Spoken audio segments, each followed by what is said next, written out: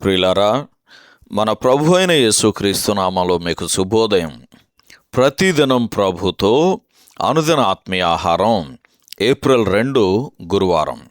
నేటి లేఖన పఠనం సామెతల గ్రంథం 1వ అధ్యాయం 20 నుంచి 33 వచనాలు. నేటి ధ్యాన లేఖనం సామెతల గ్రంథం 1వ అధ్యాయం 32-33 వచనాలు. జ్ఞానము లేనివారు దేవుని విసర్జించి నాశనమగుదురు. బుద్ధిహీనులు క్షేమము కలిగినదని మైమరచి నిర్మూలమగుదురు. నా ఉపదేశమును అంగీకరించువాడు సురక్షితముగా నివసించును. వాడు కీడు వచ్చునన్న భయము లేక నెమ్మదిగా నుండును. వ్యాఖ్యానాంశం: జ్ఞానము బిగ్గరగా పిలుచుచున్నది. వ్యాఖ్యానాంశం: జ్ఞానము బిగ్గరగా పిలుచుచున్నది. వ్యాఖ్యానం: జ్ఞానము దాని కుమారులకు అనగా దానిని అనుసరించు వారికి ఉపదేశించటానికి ఆరంభించింది. అయితే అదే సమయంలో దానిని గూర్చిన లక్ష్యము లేని వారికి కూడా మరింతగా ఉపదేశించుచు వారిని కూడా తన శిష్యులు కమ్మని పిలుచుచున్నది.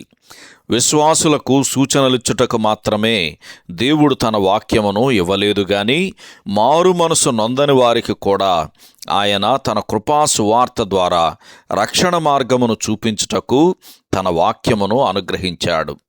నీవు జ్ఞానమైన యేసుక్రీస్తును వెదకిన ఎడల ఆయనను కనుగొనగలవు. ఆత్మలు ఎక్కడ దారి తప్పిపోయినవో శ్రద్ధగా వెదకాలి. మనం వాటిని కనుగొనగలము. ఎందుకంటే మనము కూడా మారు మనసు పొందకమునుపు అక్కడ ఉన్నవారమే.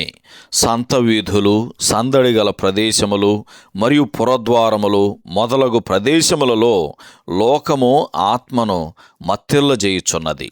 అయితే జ్ఞానము ఈ గందరగోళమును మించిపోవునంతగా ఎంతో బిగ్గరగా అందరికీ వినబడినట్లు కేకలు వేయుచున్నది అని యోహాను సువార్త 7వ అధ్యాయము 37వ వచనం, అలాగే 12వ అధ్యాయం 44వ వచనంలో కూడా ఈ విధంగా చదువుతాం. దేవుడు నేటికిని తన కృపతో ఎంతో బిగ్గరగా ఆతురముగా అంతటను వినిపింపచేయుచున్న ఆయన స్వరము 2 విధాలైన ప్రభావం కలిగి ఉంటుంది.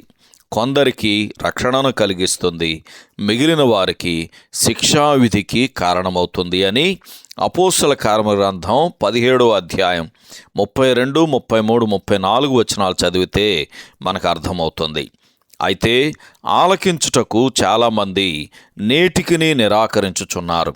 అట్టి వారికి కృపతో బిగ్గరగా మనవి చేయుచున్న ఈ స్వరమే ఒకానొక రోజున హేళన చేస్తుంది, భయంకరంగా ఉంటుంది అని సామెతల గ్రంథం 1వ అధ్యాయము 26వ వచనంలో చదువుతాం. అప్పుడు సమయం చేజారిపోతుంది అని 8వ వచనంలో చదువుతాం. అలాగే ఆమోసు గ్రంథం 8వ అధ్యాయం 12వ వచనంతో ఈ మాటలు పోల్చి చూడండి. అయితే ఆ స్వరమును ఆలకించువారు కీడు వచ్చునన్న భయము లేకుండా సురక్షితముగా నివసిస్తారు అని 33వ వచనంలో చదువుతాం. ఈ స్వరమును ఆలకించువారు 23వ వచనంలో చెప్పబడినట్లుగా నా ఆత్మను మీ మీద కుమ్మరించుదును, నా ఉపదేశమును మీకు తెలిపెదను అను వాగ్దాన ఫలమును అనుభవిస్తారు. సహోదరుడు జాన్ కోక్లన్. శుభములతో వందనాలు.